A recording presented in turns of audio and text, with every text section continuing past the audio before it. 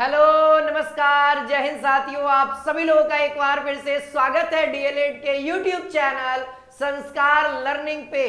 तो दोस्तों आज की इस क्लास में हम लोग डीएलएड प्रवेश परीक्षा के लिए मैथमेटिक्स का एक महत्वपूर्ण चैप्टर लाभ एवं हानि को करने वाले हैं, जिसको अंग्रेजी में हम लोग प्रॉफिट एंड लॉस कहते हैं। और ये चैप्टर बहुत ही ज्यादा महत्वपूर्ण है क्योंकि आपके एग्जाम में, आपके डीएलएड प्रवेश परीक्षा में दोस्तों इस चैप्टर से सवाल देखने को मिलता है।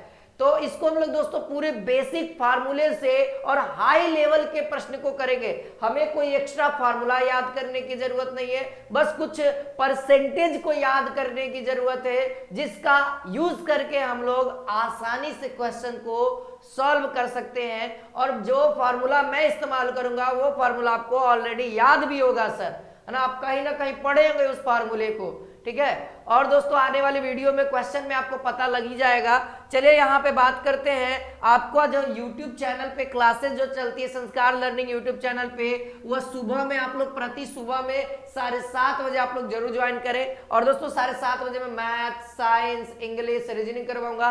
और शाम के जो 7:30 बजे से क्लासेज होती है मेरे भाई, शाम को जो 7:30 बजे से क्लासेज होती है, इसमें केवल और केवल हिंदी का होता है। क्यों दोस्तों? क्योंकि दोस्तों आपके एग्जाम में हिंदी का सबसे ज्यादा वेटेज है और आप हिंदी और मैथ को एक अच्छा स्कोर कर पाते हैं, एक अच्छा नंबर ला पाते हैं मैथ और हिंदी में, तो दोस्तों आप आसानी से डीएलएड प्रवेश परीक्षा में सिलेक्शन ले पाएंगे। क्योंकि दोस्तों इसमें सबसे ज्यादा हिंदी और मैथ का वेटेज है। अगर आप थोड़ा बहुत भी साइंस में थोड़ा सा भी कुछ नॉर्मल चीजें थ्योरी वगैरह एक बार भी पढ़ लेते हो ना, तो साइंस में अच्छा खासा क्वेश्चन लग जाएगा आपसे। एग्जाम की बात कर रहा हूं, ठीक है, लेवल मैंने देखा है और मैं आपको बता रहा हूं इसीलिए, ठीक है। तो आप लोग डेली जुड़िए, आप लोग हर एक सब्जेक्ट पे फोकस करना है, लेकिन सबसे ज्यादा हिंदी और गणित पे करना है। चलिए आज की इस क्लास को स्टार्ट करते हैं। अगर इससे पहले अगर आप लोग हमारे इस चैनल पे नए हैं, पहले हमारे चैनल को सब्सक्राइब कर लीजिए। और क्लास का पीडीएफ जो है मेरे भाई हमारे संस्कार लर्निंग के टेलीग्राम चैनल पे मिल जाएगा। आप लोग जाइएगा टेलीग्राम चैनल पे, इसका पीडीएफ भी मिल जाएगा। प्रत्येक क्लास का नोटिफिकेशन भी मिल जाता है। चलिए यहाँ पे हम लोग जब क्लास स्टार्ट कर रहे हैं तो इससे पहले मेरे को कुछ थ्योरी वगैरह बतानी पड़ेगी, ठीक है, जो बच्चा पहले से बेसिक से पढ़ रहा है ना, जैसे क्रय मूल, है ना। तो ये क्रय मूल सबको पता है, जिसको हम लोग अंग्रेजी में कॉस्ट प्राइस कहते हैं। भाई ध्यान रहे, अंग्रेजी में इसको हम लोग कॉस्ट प्राइस कहते हैं और क्रय मूल को हम लोग ज्यादातर सीपी का इस्तेमाल करेंगे। ध्यान दीजिएगा, अब से आप लोग याद रख लीजिए, सीपी हिंदी वाले भी और इंग्लिश वाले भी। कॉस्ट प्राइस मतलब खरीदने वाला मूल, है ना। इसका अगर आप लोग समझेंगे तो जिस रेट पे हम लोग खरीद रहे हैं, है ना, इसको हम लोग डेफिनेशन में अगर लिखे तो किसी वस्तु को, है ना, इसको लिखना नहीं है, केवल समझना है। किसी वस्तु को जिस मूल्य पर खरीदा जाता है, ठीक है, जिस मूल्य पर खरीदा जाता है,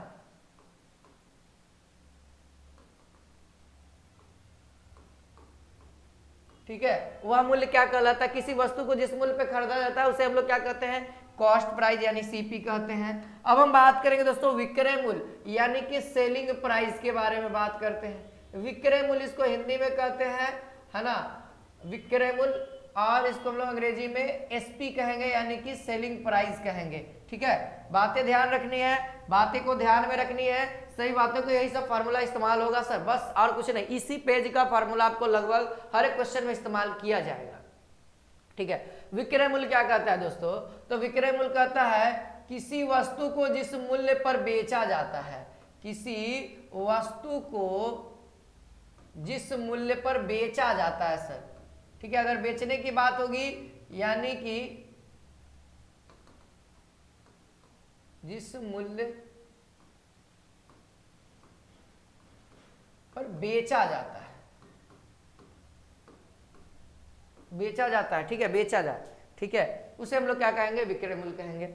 सर अब ध्यान रहे, अब मैं कुछ और भी बातें लिखूंगा, जैसे कि सर मान लिया जाए हम किसी वस्तु को खरीदते हैं, ठीक है, मान लिया जाए हम किसी वस्तु को खरीदे, एक कलम खरीदे, तो इसको हम 50 रुपया में खरीदे।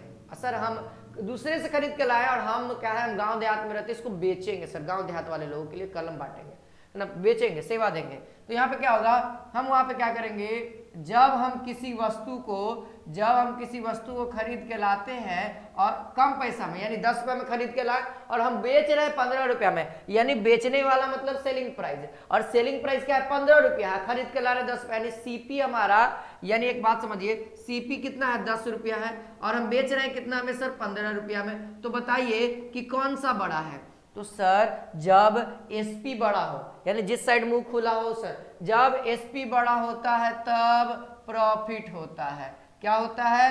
प्रॉफिट होता है, यानी लाभ होता है। हिंदी में अगर मैं लिखूं तो इसको आप लोग लाभ लिखिएगा, ब्रैकेट में पी लिख लीजिए, ठीक है। जब मान लिया जाए हम इस वस्तु को 15 रुपया में खरीद के लाते हैं और हम गांव में रहते हैं, गांव के बच्चा के पास उतना पैसा नहीं है, तो हम क्या करते हैं 10 रुपया में इसको बेचते हैं। 15 रुपया में खरीद के ला रहे हैं, ठीक है, 15 रुपया में खरीद के ला रहे हैं और 10 रुपया में बेच रहे हैं, यानी बेचने वाला प्राइस, ठीक है, सीपी का वैल्यू, यानी खरीद के हम कितना में ला रहे हैं 15 रुपया में, गांव में जाकर के हम बेच रहे हैं कितना में, गांव में जाकर के हम बेच रहे हैं कितना में 10 रुपया में, यानी कि हमको सेवा देना सर। तो क्या हुआ, यहां पर से हमको लॉस हो रहा है, घाटा हो रहा है सर। 15 रुपये के आप खरीद के ला रहे हैं 10 रुपया बेचे, यानी 55 रुपया का आपका लॉस हो रहा है ना। आप जितना कलम बेचिएगा उतना कलम पे आपका लॉस होगा, यानी इसको हम लोग क्या कहेंगे, हानि कहेंगे। और हानि को हम लोग क्या कहेंगे दोस्तों, एल कहेंगे, ठीक है, हानि को हम लोग एल कहेंगे। तो जनरली आप लोग को अगर कहा जाए हानि निकालना हो या लाभ निकालना हो, तो हानि या लाभ के लिए, हानि या फिर लाभ के लिए फार्मूला है। अब हम हानि या लाभ नहीं लिखेंगे, अब हम क्या लिखेंगे, पी या फिर एल लिखेंगे, ठीक है। यहाँ पे क्या हो जाएगा, एसपी माइनस सीपी बटे में 100, सॉरी एसपी माइनस सीपी, ये हमारा क्या है दोस्तों, ये हमारा क्या है, हानि का।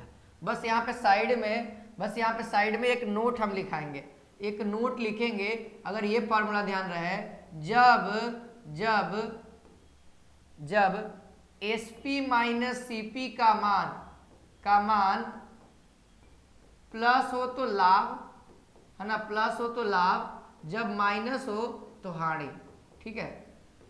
तो इसीलिए लोगों ने एक और फॉर्मूला यहाँ पर से जनरेट कर दिया, ठीक है। अब ये डायरेक्ट आप ऐसे तरीके से याद कर सकते, इसी फॉर्मूले का इस्तेमाल हम लोग कर सकते हैं, लेकिन लोगों ने क्या किया, इसी को एक अच्छा रूप में दे दिया कि बच्चों लोगों को ऐसे भी याद करना है ही, और यहाँ से एज इट इज भी याद कर सकते हैं। देखिए, हम ज्यादा रुपया में खरीद के लाएंगे और कम रुपया में बेचेंगे तभी तो हानि होगा।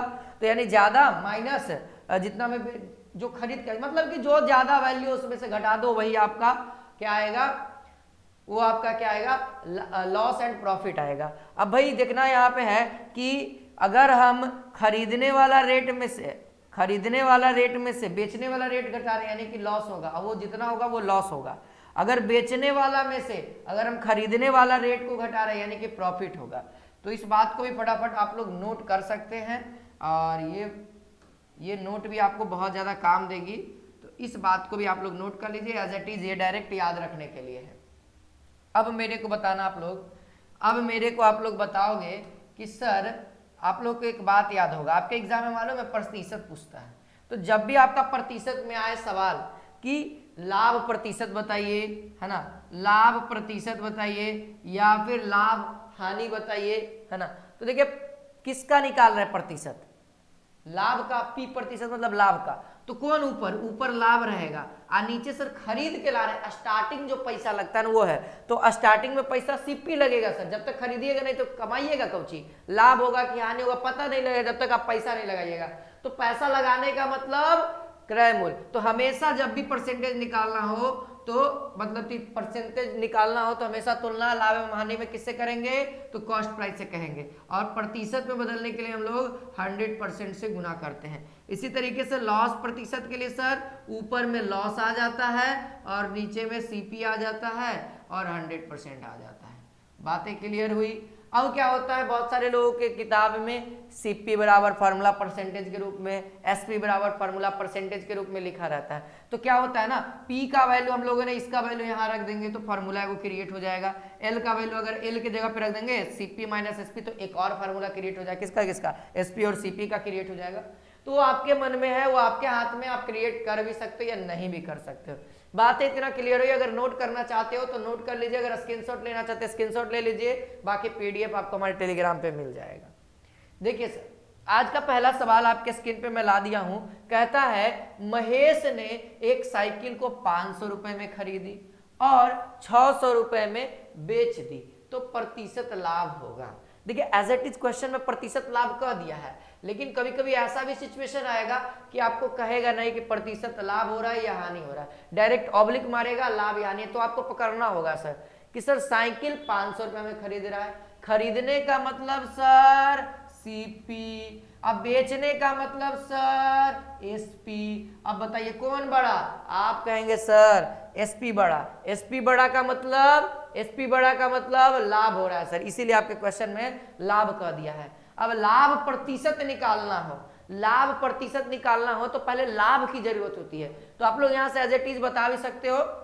देखो अब जो भी चीजें करनी है वो आपके माइंड में ही करनी है, क्योंकि ये सब आसान चीजें हैं, तो आप माइंड में आसानी तरीके से कर सकते हो। क्योंकि मालूम है माइंड जो है ना हमारा आसान चीज को जल्दी कवर करता है। तो देखिएगा कहीं पे भी आप सीखिएगा तो सबसे पहले कोई भी चीज को सिखाने के लिए आपको आसान पहले सिखाया जाता है, फिर धीरे धीरे धीरे धीरे धीरे आपका स्टैंडर्ड को बढ़ाया जाता है। तो ये बात को आप लोग समझिए, ठीक है। अगर हम कहेंगे प्रॉफिट मतलब ज्यादा में से कम घटा दो, ये पता हो गया ना कि हमको प्रॉफिट हो रहा है। अब जो संख्या ज्यादा है उस संख्या में से घटा लेंगे। सीपी और एसपी की बात करें और कोई रहेगा तो ऐसा नहीं करना है। सीपी हमारे पास 600 यानी कि कितना हो गया सर 600 माइनस 500 यानी कि प्रॉफिट हमारे पास कितना आ गया सर 100 रुपया हो गया।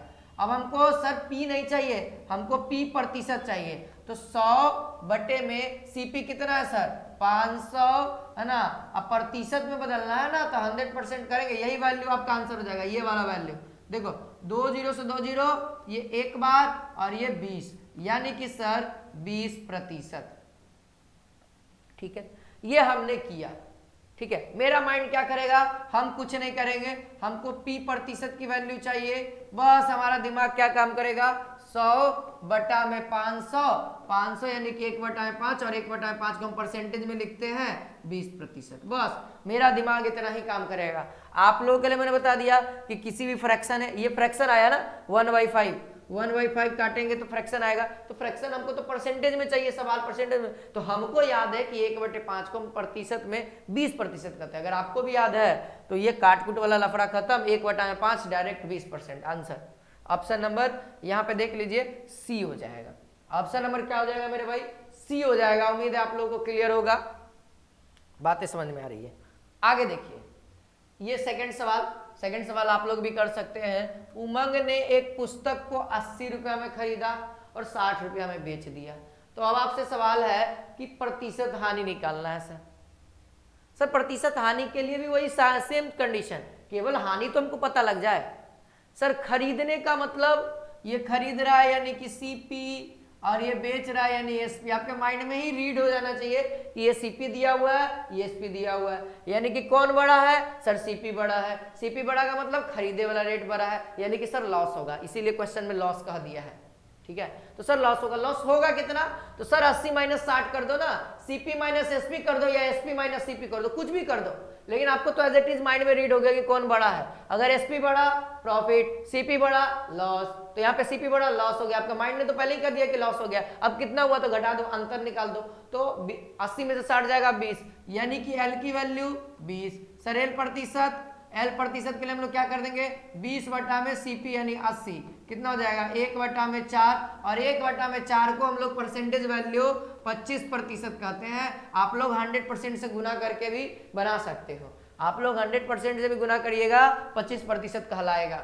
ऑप्शन देख सकते हैं आपके सामने है डी नंबर, ऑप्शन नंबर यहाँ पे डी मैच कर रहा होगा। आई होप हर एक बात समझ में आ रहा होगा आप लोगों को, धीरे धीरे समझ में आते चलेगा।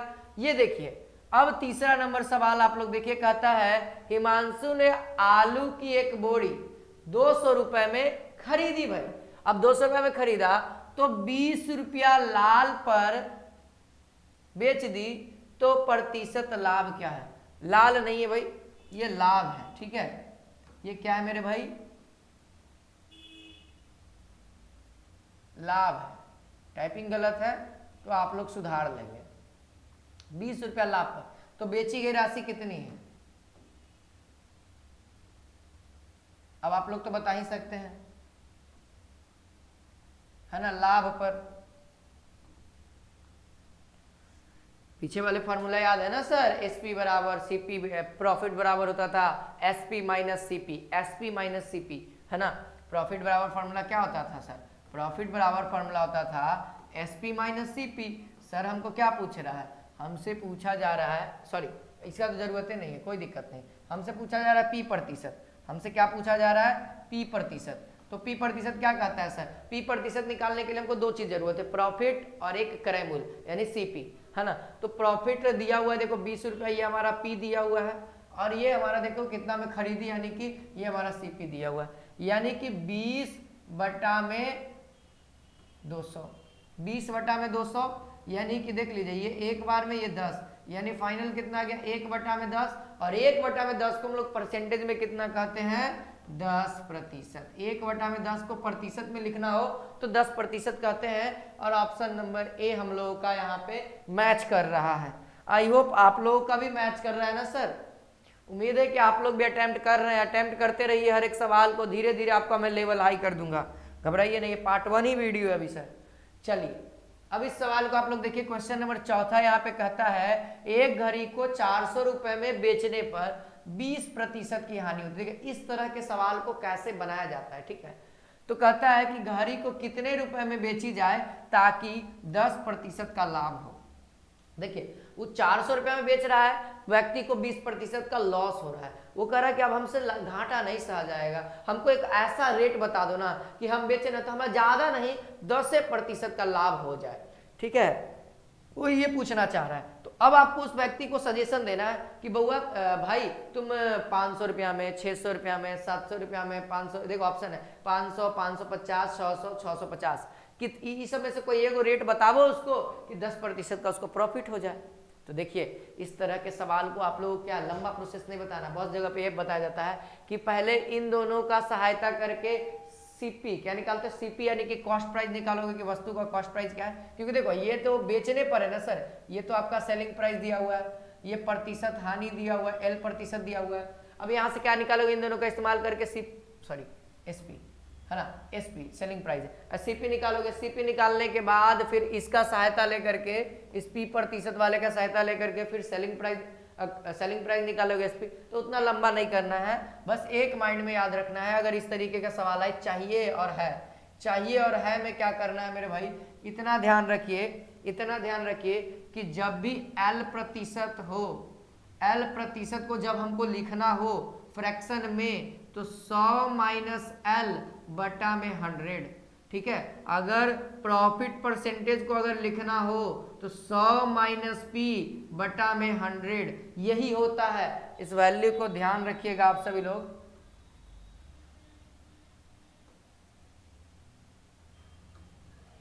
ठीक है, इसको कहीं नोट कर लीजिए। देखिए इसको हम साइड में लिख देते हैं यहाँ पे, पी प्रतिशत का मतलब क्या हो जाएगा मालूम है, 100% पी बटा में 100, ठीक है। और एल प्रतिशत का मतलब नोट कर लीजिए सर, आगे बहुत यूज होगा, आगे आप लोगों को हानि हो रहा है यानी कि घटेगा सर, अब वो भी कितना में, तो 100 में ही घटेगा और 100 से भाग भी लगेगा। अब हमारा जो कहता है जो चाहिए उसको ऊपर, यानी कि 10% है ना, तो 10% को फ्रैक्शन वैल्यू कितना लिखेंगे, 110 बटे में 100 लिखेंगे ना, 110 बटे में 100 लिखेंगे, ठीक है। और जो मांग रहा है, जो दिया हुआ है कितना, 20% की हानि दी हुई है, यानी कि 100 माइनस 20 80 और बटे में 100। देखिए 100 तो कैंसिल आउट होता है, तो इसीलिए हम लोग फार्मूले में ध्यान रहे कि अगली बारी जब भी सवाल बने तो आप डायरेक्ट 100 कैंसिल आउट हो जाता है, ये वाला 100 कैंसिल आउट होता है, उसको लिखिए या मत लिखिए इस तरीके के सवाल में कि हमको इतना में बेचते हैं तो इतना प्रतिशत का लाभ या हानि कुछ भी हो, और कितना में बेचे कि हमको लाभ या हानि हो, ठीक है। तो जब भी जो मांग रहा है पहले उसको कौची का लाभ मांग रहा है ना, तो 110 हानि है दिया हुआ है, यानी 20% हानि का मतलब 100 माइनस 20, अब मल्टीप्लाई कितना में बेचता था पहले, 400 में। तो यहां से as it is cancel out, ये एक बार में 8 पचे 40, यहां पर से अगर आप 50 में 11 से मल्टीप्लाई करोगे तो 55-20 रुपया आंसर आएगा, 55 जीरो आएगा, यानी कि सर ऑप्शन नंबर यहाँ पे बी देख लीजिए मैच कर रहा है ना, 550 रुपया, 550 रुपया इसका आंसर हो जाएगा, ठीक है। तो जब भी p प्रतिशत को हम लोग इतना लिखेंगे, यहाँ पे 100 इसलिए नहीं लिखे कि आपके सामने हमने 100 काट दिया था। जब भी ऐसा सवाल आए, ठीक है, तो 100। जब भी यहाँ पे हानि का अगर लाभ कह देता तो यहाँ पे एज इट इज जुड़ जाता सर, इसमें कोई सी चेंजेस नहीं है, इसमें कोई घबराने वाली बात नहीं कि आज यहाँ पे हानि है सर, अगला दिन लाभ रहेगा। तो लाभ जैसे ऊपर में जोड़े हैं, 100 में 10 जोड़े हैं, अगर आपका 20% लाभ रहता तो 100 + 20 होता, लेकिन ध्यान रहे ऊपर वही होगा जो आपका मांग हो, है ना, कि 10% लाभ हो जाता, लाभ होता। बेचारा मांग रहा है 10% लाभ, तो जो मांग रहा है उसको दे दो ना भाई, पहले दे दो उसी को, ठीक है, हड़बड़ी नहीं करना है सर हम लोगों को।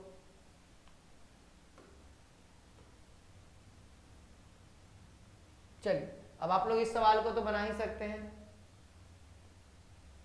देखिए सवाल यहां पे कहता है एक मोटर गाड़ी 10% घाटा सहकर 8100 रुपए में बेची गई है। कितना रुपया में बेचा गया है? 8100 रुपया में, यानी कि सेलिंग प्राइस। ठीक है, सवाल पहले पढ़ लेते हैं, उसे कितने रुपए में बेचा जाए ताकि 10% का लाभ हो। सर फिर मांगे वाला बात कर दिया, फिर भिखारी बन गया सर क्वेश्चन।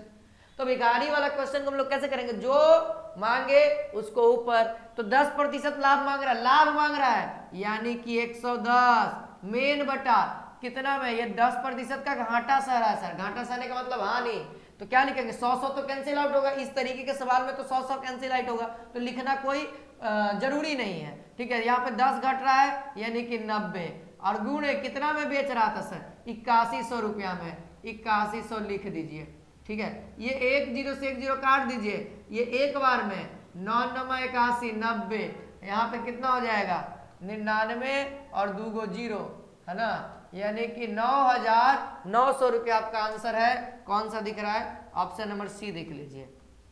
देखिए इस तरीके के सवाल को आप जल्दीबाजी में बना सकते हैं, बार बार बोल रहे हैं, जो मांग रहा है उसको ऊपर रखिए, और इस तरीके के सवाल आपके एग्जाम में बहुत बार पूछे जाते हैं। ठीक है, तो इसको ट्राई रखिए एकदम बढ़िया तरीके से। अगला सवाल देखिए, कहता है एक फल वाले ने कुछ सेब 1 रुपए के 12 की दर से खरीदे और उन्होंने 1 रुपए में 10 के भाव से बेच दिए। तो बताइए यदि इस प्रकार 4 रुपया का लाभ हो तो उसने कुल कितने सेब खरीदे? इस बात को अच्छे से समझिए, ये सवाल थोड़ा सा कॉम्प्लिकेटेड है, थोड़ा सा। ठीक है, लेकिन कॉम्प्लिकेटेड नहीं सर, हम हैं, आपको पूरे अच्छे तरीके से समझा करके ही जाएंगे। ठीक है, चलिए यहां पे ध्यान दीजिए, सवाल क्या कहता है? 1 रुपया में 12 गो सेब खरीदता है। 1 रुपया में यानी 12 गो सेब, 12 गो सेब 1 रुपया में खरीदता है। बात को समझिए प्रोसेस विधि से। 12 सेब कितना रुपया में खरीदता है? 1 रुपया में। अगर हम पूछें कि 1 सेब कितना में खरीदेगा? सर 1 सेब खरीदेगा 1/12 रुपया में। ठीक है, सो सिमिलर अगर हम कहें कि 10 गो सेब 1 रुपया में बेच रहा है, तो 1 गो सेब कितना में बेचेगा? 1 गो सेब कितना में बेचेगा? तो सर जब 10 गो सेब 1 रुपया में बेच रहा है तो 1 गो सेब 1/10 रुपया में बेचेगा। सर देख लीजिए आपके सामने है, आपके सामने रिजल्टेंट है, ये तो पता है सर कि 1 रुपया में 12 गो सेब खरीद रहा है, यानी ज्यादा खरीद के ला रहा है ना। 1 रुपया में 12 गो खरीद रहा है, 1 रुपया में 10 गो बेच रहा है, यानी कि प्रॉफिट हो रहा है, प्रॉफिट हो रहा है। तो प्रॉफिट हो रहा है कितना सर? 1 सेब पे उसको प्रॉफिट हो रहा है कितना? 1 सेब पे उसको प्रॉफिट कितना हो रहा है? तो आपको पता है सीपी माइनस एसपी करते हैं, 1/10 माइनस 1/12। ठीक है, ठीक है, बात बराबर है। तो यहां पर से जब इसको आप सिंप्लीफाई करिएगा तो कितना आएगा? 1/60। ठीक है, 12 5 60 है ना, 12 5 60, ये 5 हो जाएगा, ये 6 हुआ, 6 में से 5 गया 1/60 रुपया। तो प्रॉफिट सर 1/60 रुपया हो रहा है, यानी मतलब समझ रहे हैं आप लोग?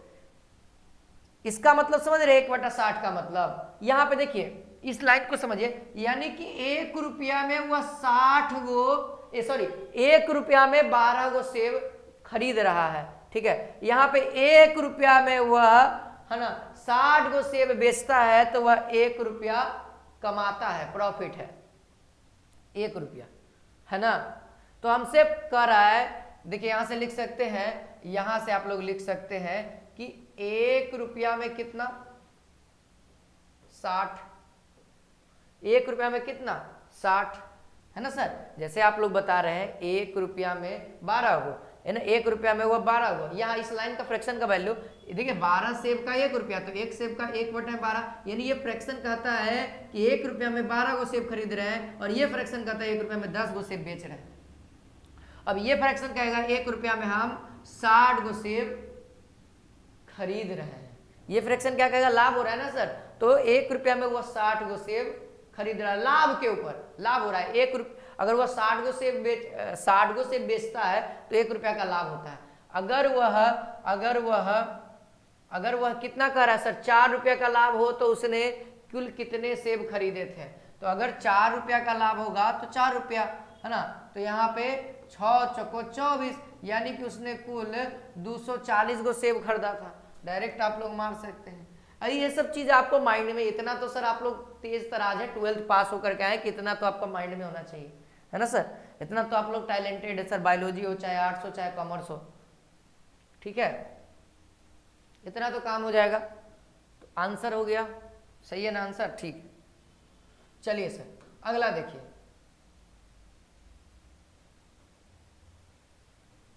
इस सवाल को आप लोग बना सकते हैं। सवाल नंबर यहाँ पे 7, सवाल नंबर यहाँ पे 7 कहता है,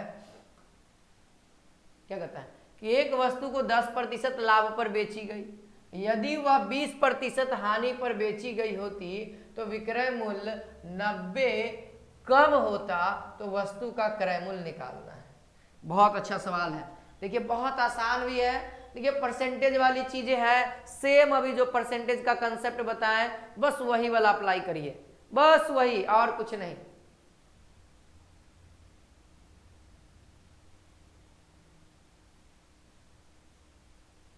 बहुत आसान है। देखिए क्या कहता है, एक वस्तु पर 10% का लाभ होता है, मतलब 110/100, है ना। यहाँ पे लिखेंगे क्योंकि यहाँ पे जरूरत है हमको, ठीक है। यहाँ पे हम इसको नेगलेक्ट नहीं कर, वहां पे कट जा रहा था तो नेगलेक्ट कर रहे थे, लेकिन यहाँ पे देखिए अब कहता है 20% का अगर हानि पर बेची गई होती, तो अगर 20% हानि का मतलब 80/100, 20% हानि का कहने का मतलब 80/100 फ्रैक्शन वैल्यू, ठीक है। तो कहता है कि विक्रय मूल्य का 90 रुपया कम हो जाता, यानी कि सर ये अंतर कह रहा है कि ये अंतर है सर 90 रुपया।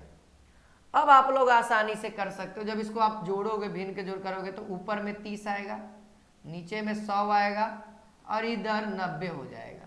तो इधर देखिए 30 तिहाई,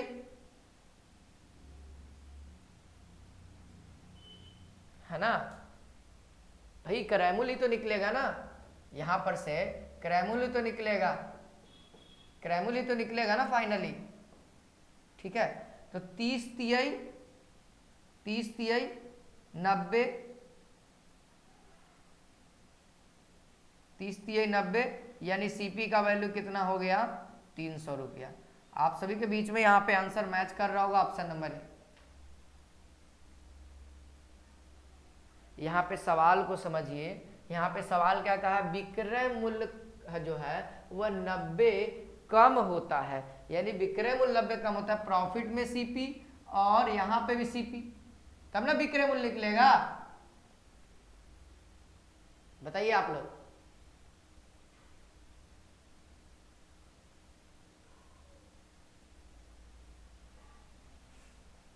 आगे बढ़ते हैं, उम्मीद है क्लियर होगा। अगर ऐसे हम सीपी भी नहीं रखते तो जो फाइनल आंसर आता कट के वही हमारे दिमाग में काम करता है, ठीक है। जितना जल्दी सवाल को आप अच्छे तरीके से बना लीजिए, क्योंकि आपको एग्जाम में कम समय रहता है और मैथ्स के बहुत सारे सवाल को सॉल्व करने रहते हैं। जब तक आप सेकंड में सवाल नहीं बनाओगे तो फिर तो आपका टाइम वेस्ट हो जाएगा ना। बहुत सारे रीजनिंग के भी सवाल रहते हैं, रीजनिंग और दिमाग खाता है सर, ठीक है।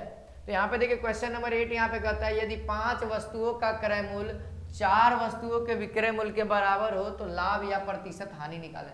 अब आपको पता नहीं है कि लाभ है या हानि है, तो इस तरीके के सवाल को भी हम सेकंड में बना सकते हैं, ऐसा घबराने वाली वस्तु नहीं है, हम है सर। क्या कहता है, 5 वस्तु का क्या है सर, क्रय मूल्य यानी कि सीपी, क्रय मूल्य यानी कि सीपी, बहुत अच्छा। क्या है सर, 4 वस्तुओं का विक्रय मूल्य, के बराबर होता है, यानी बराबर यानी एसपी।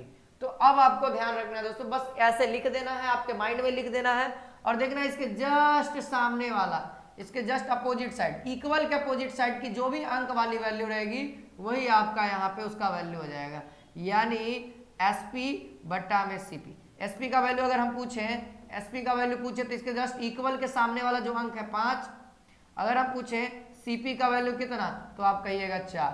ठीक है, अगर आपको इसको जल्दीबाजी में सॉल्व करना है, क्वेश्चन क्या कहा पहले उसको देखते हैं, लाभ या प्रतिशत हानि।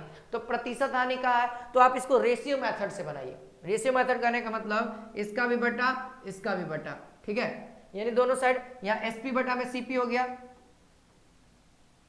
एसपी बटा में सीपी हो गया, क्योंकि हमको तो पता लग गया ना कि ये इसकी वैल्यू है, ये इसकी वैल्यू है। अब देखिए, अब यहाँ पे देखिए इसका अंतर कितना हो रहा है, कितना रुपया का डिफरेंस आ रहा है सर, 1 रुपया का। ये 1 रुपया क्या होगा, प्रॉफिट होगा सर। क्यों? क्योंकि सेलिंग प्राइस 5 रुपया, यानी 4 रुपया में कोई वस्तु को खरीद के ला रहे हैं और 5 में बेच रहे हैं, तो हमको 1 रुपया का प्रॉफिट हो रहा है। अब हमको क्वेश्चन जो कहा है, हमको कहा है क्वेश्चन पी प्रतिशत निकालने के लिए, तो 1 रुपया प्रॉफिट हो रहा है, कितना में खरीद के ला रहे हैं, 4 रुपया में, और 1/4 को हम लोग 25% कहते हैं, 25% कहते हैं। That means answer option number D, answer option number D. I hope clear हो रहा होगा, क्लियर हो रहा होगा। ये देखिए क्वेश्चन यहाँ पे क्या कहता है कि 25 नारंगियों बेचकर एक फल वाले को 5 नारंगी के क्रयमूल्य के बराबर लाभ रहा, तो उसको कितने प्रतिशत का लाभ रहा। बहुत अच्छा सवाल है, आप लोग एक बार सोचिए, ट्राई करिए।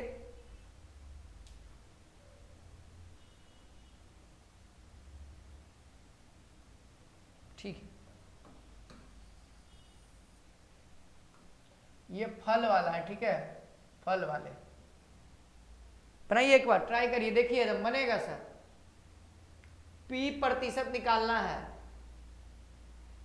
देखिए अगर इस तरीके के सवाल में बनाना हो कि सर इस तरीके का अटपटा सवाल है, जैसे कि 25 नारंगी को बेचता है तो उसको 5 नारंगी के क्रयमूल्य के बराबर लाभ होता है, यानी कि जितना 5 गो का बराबर है, ठीक है, 25 गो नारंगी बेचेंगे तो 5 गो नारंगी के बराबर प्रॉफिट होगा। तो इस तरीके के सवाल में हम लोग क्या करते हैं दोस्तों, हमेशा मान लेते हैं, माना कि जो एक नारंगी का कॉस्ट प्राइस है ना, कॉस्ट प्राइस मतलब नारंगी का सीपी, आप जितना छोटा वैल्यू मान सकते हो उतना ज्यादा आसान होगा। ठीक है, तो हम यहाँ पे मान लेते हैं 1 रुपया, आप 100 रुपया भी मान के बना सकते हो, जो आसान हो उसको मानो। 1 रुपया बहुत ज्यादा आसान लगता है, ठीक है, तो 1 रुपया मान लिए। 1 रुपया नारंगी का है, ठीक है, तो यहाँ पे कहता है कि 5 नारंगी का, 25 नारंगी का कितना हो जाएगा, 25 नारंगी का जो सीपी होगा वो 25 रुपया होगा, है ना। यानी कि सर 25 नारंगी को बेचा जाता है तो उसको 5 नारंगी का प्रॉफिट होता है, यानी कह सकते हैं यहाँ पे 25 नारंगी पर 25 नारंगी, यानी 25 को नारंगी बेचते हैं तब उसको 5 नारंगी, और एक नारंगी का रेट 1 रुपया है, तो 5 नारंगी का 5 रुपया। बात क्लियर हुआ। हमको क्या कहता है दोस्तों, हमको 25 है ना, 25, ठीक है, ये तो कॉस्ट प्राइस हमने निकाला 25। अब देखो इतना रुपया हो गया। अब कहता है कि कितने प्रतिशत लाभ है ना, ठीक है, इतना रुपया क्या हो रहा है, लाभ हो रहा है, ठीक है। हम कहेंगे कि 1 रुपया पे कितना लाभ हो रहा है, आप लोग बता सकते हैं, या फिर आप ऐसे भी कह सकते हैं कि सर 1 नारंगी पे आपको कितना लाभ हो रहा है। 25 नारंगी पे 5 रुपया का लाभ हो रहा है, साफ साफ लिखा हुआ है, 25 नारंगी बेचते हैं तो 5 रुपया का लाभ होता है, तो हम कहेंगे 1 नारंगी बेचेंगे तो कितना का लाभ होगा, 1 नारंगी पर कितना का लाभ होगा, आप कहिएगा सर 1/5 रुपया, है ना, 1/5 रुपया। सवाल तो यही कहा है ना कि 1 नारंगी पर कितना प्रतिशत लाभ, 1/5 को हम लोग क्या कहते हैं दोस्तों, प्रतिशत में, है ना, P प्रतिशत बराबर यहाँ पर से क्या जाएगा 20%, इसका आंसर। फाइनली आंसर हमारे सामने 20% है। आई होप आप लोगों को समझ में आया होगा, नहीं समझ में आ रहा फिर से एक बार करते हैं। हमने क्या किया दोस्तों, हमने 1 नारंगी का कॉस्ट प्राइस अपने मन से लेट कर लिया कि 1 रुपया है, ठीक है, अब क्वेश्चन की ओर बढ़ते हैं। तो कहता है 25 नारंगी बेचने पर, 25 नारंगी लिख दिए हैं, इस लाइन को आप भूल जाइए। अगर इस लाइन से किसी को कोई दिक्कत आ रहा है तो इस लाइन को भूल जाइए। अब क्वेश्चन के पास चलते, 25 नारंगी को बेचने पर यानी सेल करने पर, है ना, सेल करने पर उसको 5 रुपया का लाभ होता है ना, 5 रुपया, 5 नारंगी का, यानी एक नारंगी का देखो 25 रुपया, 25 रुपया की नारंगी पर उसको कितना रुपया का, 5 रुपया का लाभ होता है ना। तो हमको कह रहा है 25 नारंगी को बेचते हैं तो 5 रुपया का लाभ होता है। अगर हम एक नारंगी को बेचेंगे, अगर हम एक नारंगी को बेचेंगे तो उसको 1/5 रुपया लाभ होगा, क्योंकि 25 इधर भागेगा, 1/5 रुपया का लाभ होगा। एक नारंगी पे उसको 1/5, और 1/5 को परसेंटेज वैल्यू पूछ रहा है, 100% से गुना कर दीजिए। ऐसा है, मेरे को याद है, तो यहाँ पे 20% आंसर हो जाएगा। आई होप आप लोग भी याद करिए, ज्यादा आसान होगा। देखिए क्वेश्चन नंबर 10, देखिए ये कुछ नया टाइप का सवाल है ना, ये नया टाइप का सवाल है। कहता है कि एक व्यक्ति ने 2 मकान, है ना, 7,980 रुपया प्रति मकान की दर से बेचा, यानी उसके पास 2 मकान है, दोनों मकान को वह 7,980 रुपया में एक एक करके बेचा। एक को वह 7,980 में, दूसरे को भी 7,980 में बेचा, ठीक है। तो यहाँ पे कहता है उसने एक को 5% के लाभ पर बेचा, 2 मकान था, 7,980 रुपये में बेचा, तो उसको एगो पे 5% का लाभ हुआ और तथा दूसरे पे 5% का हानि हुआ। एगो पे 5% का लाभ, एगो पे 5% का हानि। तो इस तरीके में आपसे सवाल पूछेगा कि हानि प्रतिशत निकालिए। तो पहले हानि तो पता हो जाए कि कितना है, तो इसमें हानि निकालना बहुत कॉम्प्लिकेटेड हो जाएगा और बहुत लंबा समय लगेगा। तो इस तरीके के सवाल में ध्यान दीजिए, कंसेप्ट यहाँ पे क्या कहता है कि अगर व्यक्ति का बेचने वाला रेट समान हो, देखिए दोनों मकान को वह 7,980 रुपया में बेच रहा है, रेट समान है सर, दोनों रेट को समान रेट में बेच रहा है। लेकिन एक और चीज देखना है कि यहाँ पे एक पर x% लाभ होता है, तो दूसरे मकान पर भी x% का हानि हो रहा है, यानी 5% का लाभ हो रहा है, तो दूसरा मकान पे 5% का हानि होगा, या हानि हो रहा है तो फिर लाभ होगा। इस तरीके में अगर आपसे हमेशा हानि होगा, ध्यान रहे, हमेशा इस कंडीशन में हानि होगा, यहाँ लाभ लिखे हुए तो कोई बात नहीं, लाभ नहीं होगा, उसको हमेशा हानि होगा, ये आप लोग कंसेप्ट नोट कर लीजिए। और वो जो हानि होगा वह हानि होगा x का x%, यानी 5 का 5%। तो जब 5 का 5% आप लोग निकालते हैं तो कितना आता है मालूम है, 25/100, है ना। और 25/100 को हम लोग कहते हैं 1/4। 1/4 आप लोग की हानि कहीं ना कहीं दिख रही होगी ऑप्शन नंबर ए में। 25 को 100 सर, परसेंटेज हटाएंगे, नीचे में 100, 5 25, ये फार्मूला है, ठीक है, ये फार्मूला है जिसको आप लोग नोट कर सकते हैं, ये कंसेप्चुअल है, ठीक है। ये सारी बातें हम कंसेप्ट पे बात कर रहे हैं। ये वाला सवाल आप लोग कर ही सकते हैं। अभी पीछे मैंने बताया कि जो मांग रहा है उसको ऊपर, देखिए अब आपको ये क्वेश्चन क्लियर होगा। जैसे जैसे आप क्वेश्चन नंबर ऑफ क्वेश्चन बनाएंगे ना, और हर एक क्वेश्चन का बनाने का मैं तरीका बता दूंगा, आप उस तरीके से ही 10-15 सवाल बना दोगे, पूरा क्लियर सर, पूरा क्लियर। क्योंकि हमको पता है कि मैथ्स आप लोगों को किस तरीके से पढ़ाना है। जैसे अब इस तरह का सवाल आ गया कि एक व्यक्ति ने 2040 रुपया में 15% की हानि पर बेचा, 2040 रुपया में बेचा, तो उसको 15% का हानि हो गया। बेचारा उदास है, कह रहा है कि पूछ रहा है हमरा से ना कि कितना में बेचे जी घोड़वा कि हमरा 15% का लाभ हो। लाभ चाहिए सर, मांग रहा है, सजेशन ले रहा है हमसे। तो फिर क्या, वही मेथड, जो चाहिए उसको ऊपर, जो दिया हुआ है उसको नीचे, जितना में बेच रहा है उससे गुना। तो यहाँ क्या चाहिए सर, 15% लाभ चाहिए, हानि नहीं, लाभ चाहिए। तो लाभ का मतलब 115, नीचे में 100 लिख सकते हो, अगर याद नहीं है तो बस 100 भी लिख सकते हो, कोई दिक्कत नहीं। देखिए 100 लिख करके भी हम बना देते हैं एक बार, मेन बटा, अब जो दिया हुआ है उससे भाग दीजिए। 15% की क्या हो रही है सर, हानि हो रही है, यानी 15 घटाइएगा तो मेरे ख्याल से 85 आ जाएगा बटे में 100। ठीक है, ये 100 से 100 खत्म, गुना यहाँ पे कितना होगा 20-40, ठीक है, ये 100 से 100 खत्म। तो इसको ये थोड़ा सा जो 100 होता है ना, लिखने से कोई फायदा ही नहीं होता, इसलिए मैं नहीं लिखता हूं ज्यादातर, ठीक है। इसको और आगे बढ़ाएंगे तो 115 बटे में क्या हो जाएगा 85 मल्टीप्लाई 20-40, तो डायरेक्ट यहीं पे आ गया। जो हम डायरेक्ट यहाँ लिखते, ये चीज न लिख करके आप लोग भी कोशिश करिए कि ये इस तरीके के सवाल को इसी तरीके से सॉल्व करें। देखिए अगर हम बात करें, इसको आप लोग गुना करिए, काटिए 5 से 17 × 5 = 85 और ये कटेगा 5 चौको 20, 5 चौको 20 हो जाएगा 4 बार में, और फिर उसके बाद 0 उतरेगा 8 × 5 = 40। तो अब देखिए 17 का किम्मा पहाड़ा में यहाँ पे 8 आता है लास्ट में। 17 का कौन सा ऐसा किम्मा बार पहाड़ा पढ़े कि जिसके में लास्ट में 8 है? तो 17 का 17 दूनी 34, 17 × 1 = 51, 17 चौको 68, 17 चौको 68, लास्ट में 8 आ रहा है। और 17 का पारा पढ़िएगा जिसके लास्ट में 8 नहीं आएगा, केवल 68 है जो कि 4 बार पढ़ रहे हैं। तो अब आपको क्या करना है दोस्तों कि अगर आपका इस तरीके का सवाल देखा, ऑप्शन में पूरा पूरा कट रहा है, ऑप्शन में लगभग पूरा है, तो हम क्या करते हैं ना 17 लिख देते हैं और यहाँ पे 14 से एक बार गुना करते हैं। ठीक है, डिजिट बढ़ाते जाएंगे तो मेरे ख्याल से नहीं आएगा, 2 बार लगा के देखो, है ना, क्योंकि यहाँ पे 400 है तो 17 एक बार में तो 17 ही हो जाएगा, तो ज्यादा दूर तक नहीं जाएगा।